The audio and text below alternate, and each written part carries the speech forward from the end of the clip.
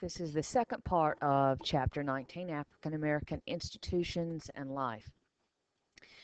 It was easier for African Americans to build a better life for themselves in cities.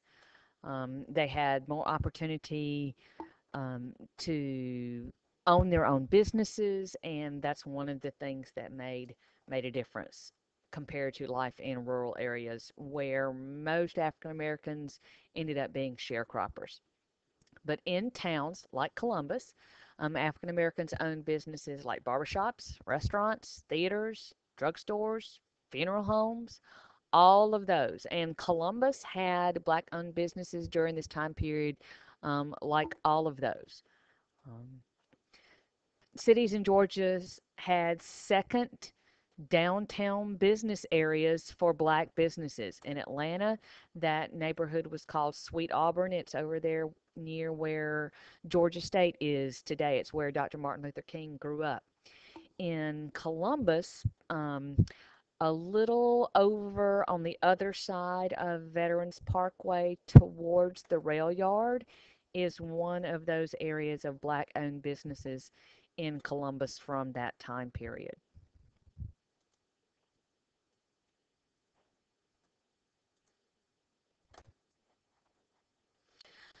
Schooling, even though it was separate and in many cases unequal, was a very important thing for African Americans during that time period.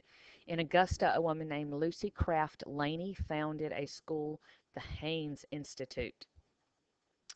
Another player in this area was a lady from Philadelphia, Anna Jeans, who established a fund to pay for well qualified black teachers to help improve schools for African Americans. And they were called Jeans teachers. We'll talk about them in class a little bit tomorrow.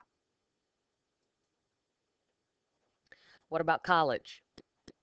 Religious organizations were responsible for all of the first colleges for African Americans. We've talked about them before in the last chapter. Atlanta College, Clark College, and Morehouse were the three main colleges for African Americans during the late 1800s, early 1900s. Morehouse College was the first black president of it was John Hope. His wife, Eugenia, was well known for her work with children. There was also Payne College in Augusta, established in 1882. And that's where we'll stop for now.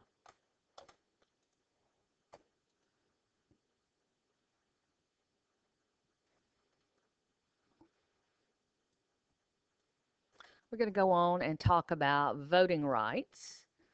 Um, Beginning in the late 1800s, there were efforts to disfranchise or take away the right to vote um, for black men in southern states, including Georgia. The poll tax, which you know started in 1877, kept poor blacks from voting. But some black men did vote in the 1880s and the 1890s. They could afford to pay the poll tax, so they did. In the 1890s, white Democrats began to try to keep black Georgians from voting at all. And they did this several ways. One, they established a white primary. They said in 1900 that the Democratic Party in Georgia ruled that their primary was for whites only. Well, we've already talked about the fact that the Republican Party in Georgia during this time period was almost non existent. So everyone ran as a Democrat.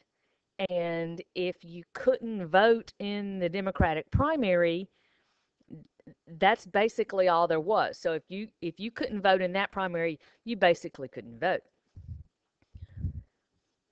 In 1899 and 1901, the party tried to institute a literacy test and a grandfather clause. What are those things? Well, literacy test is pretty self-explanatory. Um, Although it was not exactly fair. And then they had to establish a grandfather clause because the literacy test kept not just illiterate blacks from voting, but it also kept illiterate whites from voting. And so they had to establish the grandfather clause that said if your ancestor could vote before 1867, I think, then you don't have to take the literacy test and you can vote. That pretty much eliminated most black Georgians. We'll talk about the disfranchisement amendment um, in a little while. In 1906, there was a riot in Atlanta.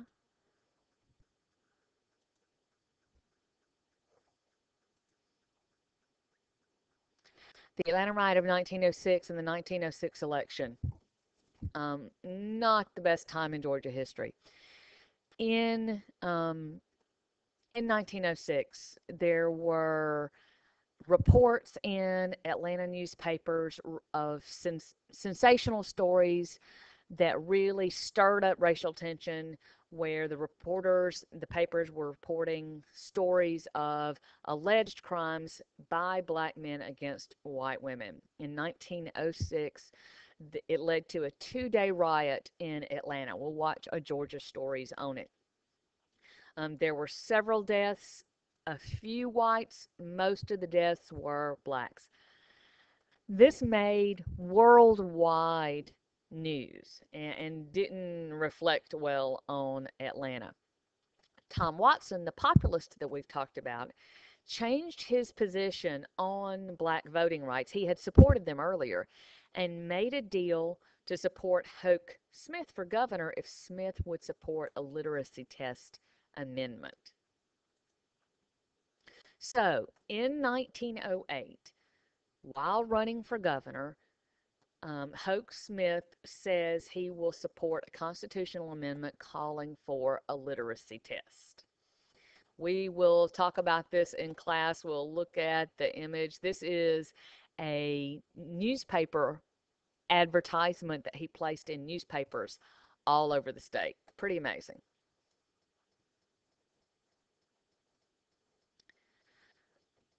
He vowed to keep black men from voting while allowing white men to vote. And they did that with the grandfather clause. If a man couldn't pass the literacy test, but he had fought in a war or for the Confederacy, or if he was descended from someone who did, he was allowed to vote. So the grandfather clause allowed illiterate whites to vote. And that amendment was ratified in 1908, marring Smith's record as a progressive. We've already talked about the fact that he um, instituted the juvenile justice system. He got rid of the convict lease system, but the disfranchisement amendment is not in line with the rest of his progressive ideals. Without the right to vote, black Georgians had no political power, and white politicians could pretty much act and pass whatever laws they wanted without worrying about the black vote. And that is where we'll stop for the day.